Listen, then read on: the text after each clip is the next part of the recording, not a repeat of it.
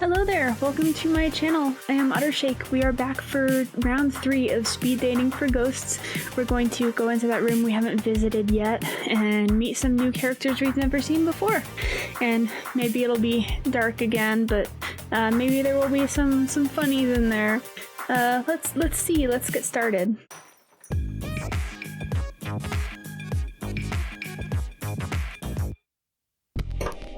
Hello again. It's nice to see you. I'll just put your name down, and you can go right in. Right, so we've been to the Room of Liars, the Room of Palms.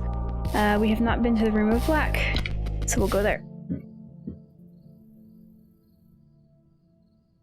The Room of Black isn't really a room at all. It's more of a garden courtyard. The sun beats down as you squint to see what's growing. Rows upon rows of yellow and brown plants, drying and rotting in the sun. What fruit these plants produced shriveled on the vine. But there's a peace to this place. The crickets are chirping, and well beyond the garden, a train passes. You sit at a table opposite an empty chair. The bell rings and a ghost appears. Ooh. I'm a ghost. Ooh. Apparently. Totally. Isn't it great being dead? It is pretty neat, right? Being dead is the best way to live. I'm Drea. I'm, dead, obviously. Nice to meet you, Drea. Pfft. Square. Hey, I'm cool. Sure you are. That's not your Pontiac in the parking lot? I don't remember how I got here. Weird. That's weird. Quit being weird. That's just who I am. Huh. So, what are you into? Personality? Personality? Of course. I see right through you, other ghost. Literally, 'cause, ghost. Drea looks around. Man, look at this place. Only ghosts would think a rotting garden is a good place to pick up. And yet you're here? Well, yeah, I'm here. Ever tried dating ghosts in the wild? They all just contort and wail. And not in the good way. Oh, jeez. What are you into? Boobies. Oh, man. Drea snorts a little. No, but seriously. I've gone out with all kinds. Pretty girls in dresses, who carry their own heads. A shadow who refused to let me look directly at him. Being dead is great.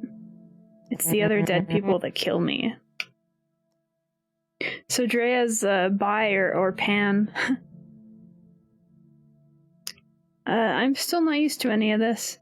When I was alive, I loved jokes about dying. Life sucked. Jerks everywhere. Never enough money. The jerks got the money.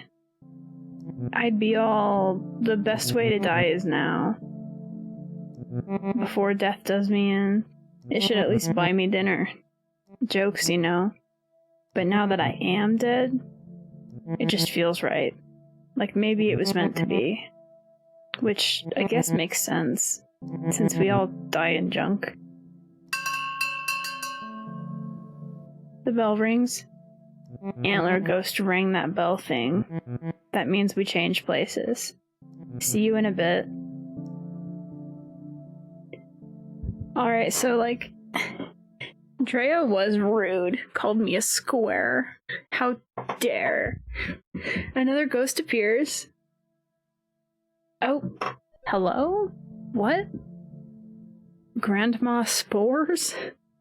Oh, hello there. No, I gotta get my old lady voice on. Oh, hello there. I'm Hattie. You'll have to forgive me. I'm a little shy. It's just so nice to get out of the home. To see a new face. The home? I haunt the old folks' home. Jeez. Where I died. Queen Mary's. It's not a nice place to live, let alone die. Few nursing homes are. The nurses do their best, but they are short-staffed. The residents are frequently neglected. To make Queen Mary's a little better, that is my mission in death. How do you help? Any way I can. I keep watch on vitals, ring a nurse when needed, tuck residents in at night. In their final moments, I whisper in their ears, "There is more," I say. Just you wait. Yeah, that is so nice, but why would you... I mean, I was gonna say why would you work when you're dead, but she cares about bringing comfort to people, and that seems fulfilling and worth it. That's so nice. I never thought death would be like this. As ghosts, we have power over the living, whether they know it or not. We ought to use that power for good. I agree. Now that you're dead, what do you do with your time? I'm still figuring that out. It's strange, being dead. There's a Bible verse I think about sometimes. It is better for you to enter the kingdom of God with one eye than to have two eyes and be thrown into hell. When the worms that eat them do not die, and the fire is not quenched, I still have both my eyes, but what I see isn't like hell.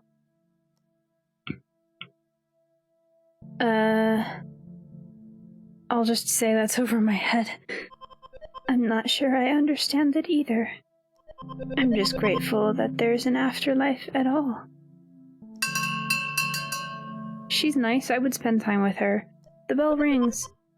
Oh, I guess that's our time. I suppose I will see you again when I come back around. Thank you for the talk.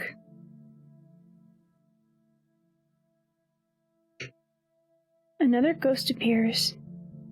Oh. Hi. The ghost says nothing, only stares.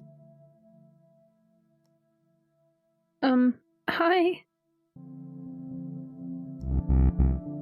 What is it you require?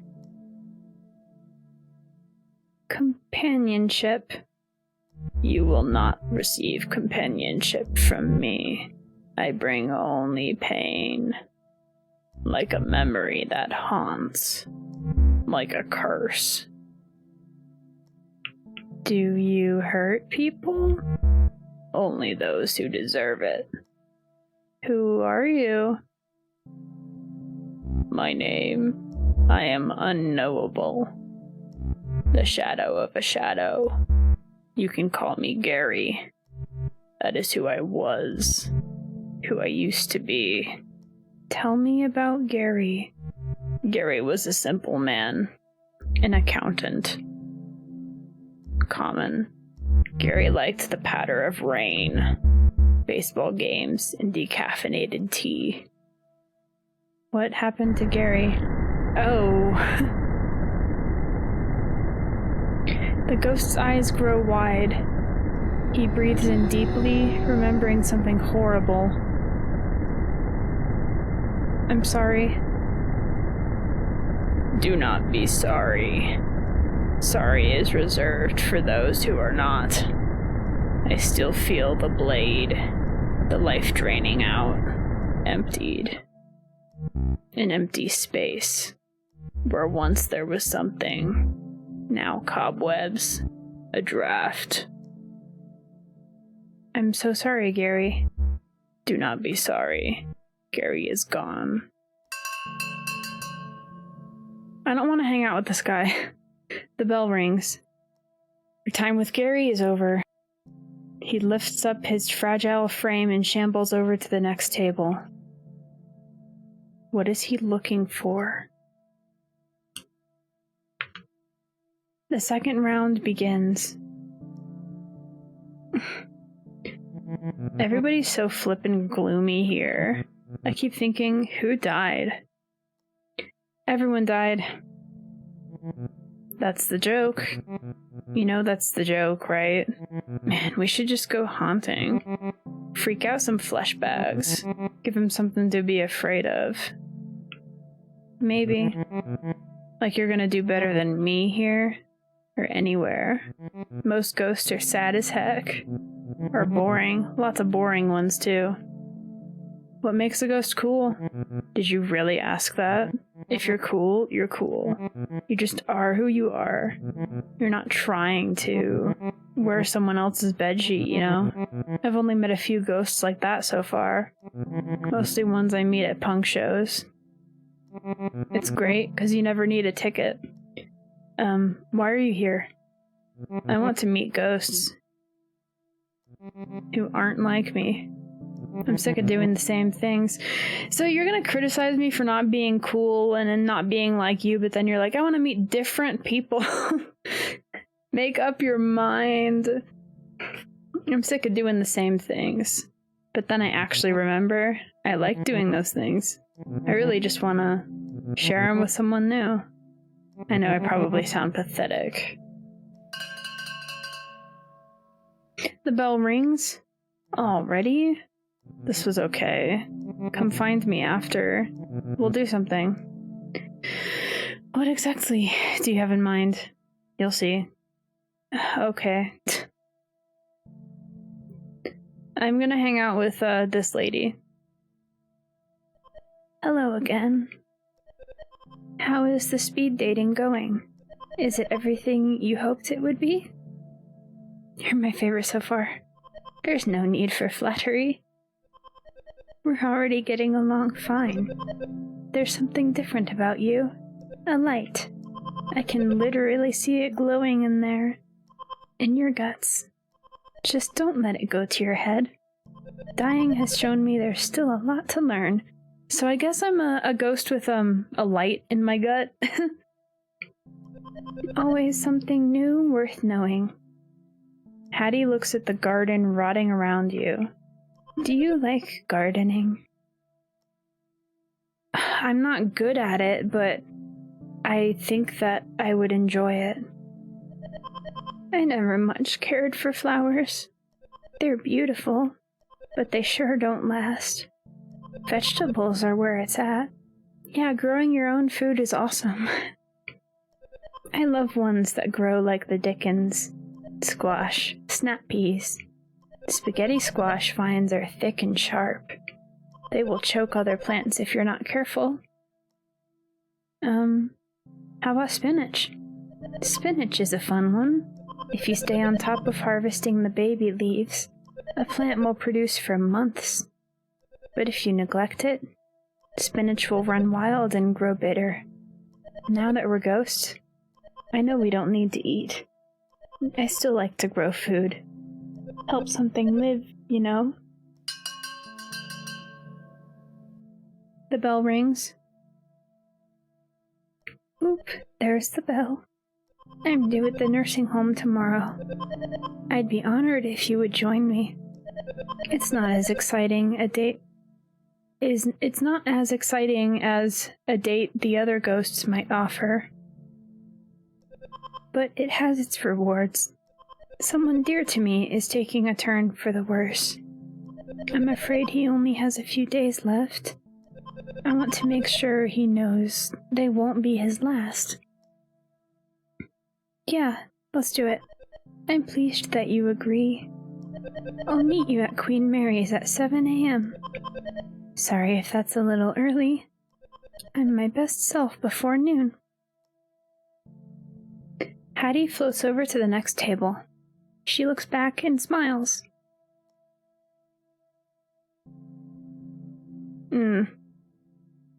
Why are you so sorry? You died horribly? It was not your fault.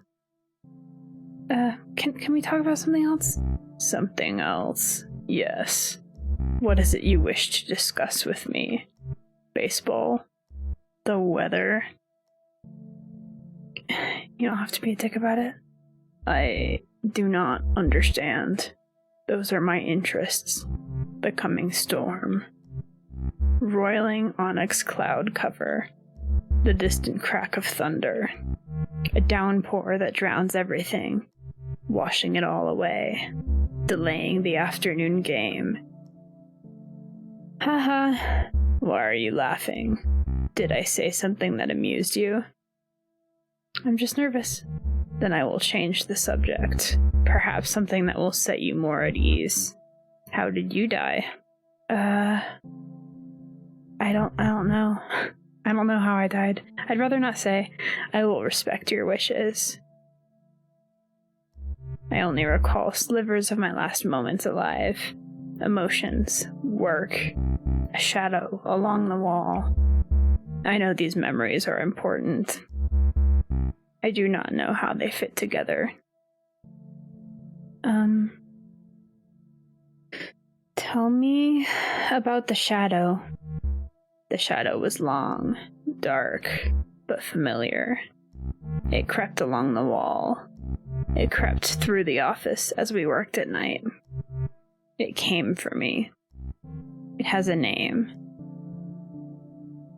Oh, why can't I remember its name? Gary's eyes looked so threatening when you first met him. Now they look sort of sad. Maybe we should go to your old office. Office. I haven't been back. As much as there's something drawing me to that place, there's more pushing me away. You can do it. Your optimism. It is rare among our kind. I still feel the blade, the life draining out. Join me after the final bell. Together we will discover why. Maybe next time. I've decided already. The bell rings. Gary left a strange transit map behind. Routes you've never seen. A certain stop is circled.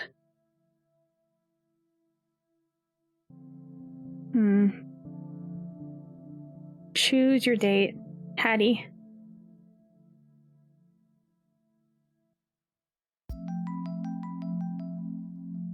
You arrive at Queen Mary's to meet Hattie for your date. It's 7:04 a.m. You're a little late. Looking around, this could be any nursing home. Yellowed walls, stained drop ceilings. Supply carts line the corridors along the odd, empty IV stand. The sun's not quite up, but the residents sure are. Walking the halls to get a bit of exercise. Chatting over a weak decaf in the dining room next to reception.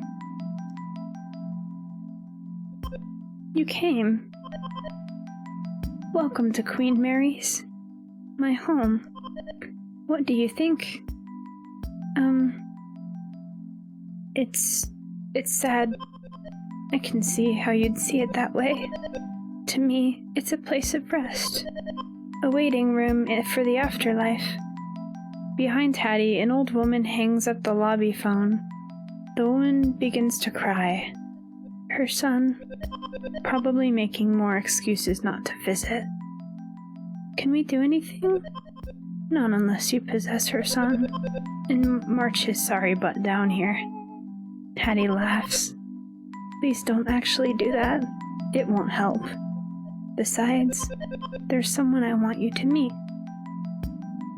Hattie floats off down the left corridor.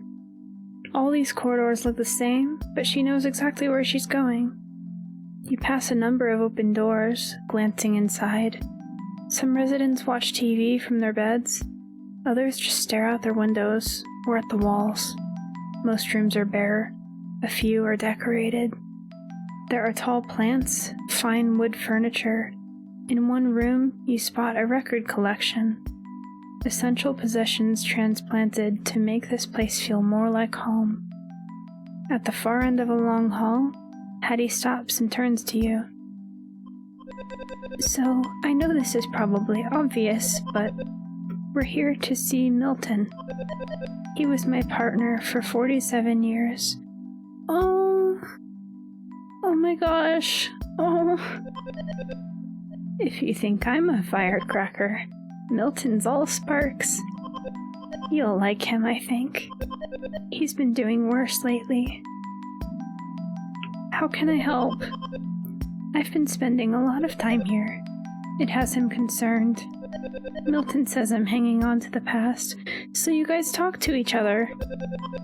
He wants me to make friends who are more like me. Ghosts, he means. I want to show him that I met a good one. I want him to meet you. It will make him so happy. Hattie turns to go into Milton's room. Good morning, Millie. Inside is an empty bed, neatly made. Milton is gone. Oh no. Oh no. Oh no. Hattie frantically searches the room. She spots the chart at the foot of the bed. This says he had an aneurysm. He was taken to the hospital. She looks at you with fear in her eyes. I have to go. I can come with you. I'd like that. I know it's a lot to ask, but I'm scared to do this alone. You arrive at the hospital with Hattie. She floats behind the reception counter to locate Milton's room. Second floor, intensive care. Milton's room is dim.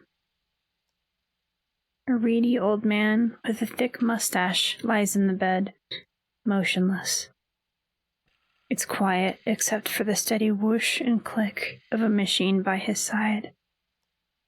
A ventilator, connected to a tube, run down his throat. The machine is breathing for him. Oh no, Milton. She looks around, as if he might have already left his body. They were supposed to let him go. Hattie looks at Milton's chart. It says he was found unresponsive. No signs of brain activity. But I still feel his presence. Don't you? Yes. I feel it. But where is he? Is he lost somewhere? Is he trapped in there? Oh, Milton. His sister has power of attorney. He didn't want this. He signed a form that said, "Do not resuscitate." He didn't want this. Hattie looks up. I'm sorry I dragged you here. I know this must be quite awkward. If you don't mind, I'd like to be alone with Milton now. I understand. Thank you for understanding. As you step into the hall to leave, you can hear Hattie saying something at Milton's bedside. There's so much more, my love. Just you wait.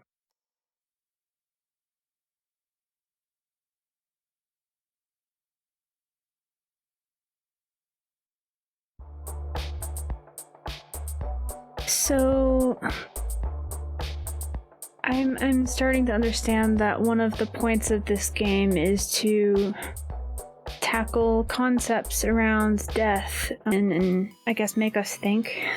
There's heavy topics, and at first it's just kind of depressing, and you come into the game thinking that it's going to be maybe funny, speed dating, ghosts, hahaha, and it tackles deaths and the different ways that you can die and kind of how different people believe in death. There's ghosts that interact with the living. In fact, all of them pretty much do that in the afterlife, and some of them use it to haunt people and spook them, and Hattie uses it to comfort the living and tell them that it'll be all right and that there's more.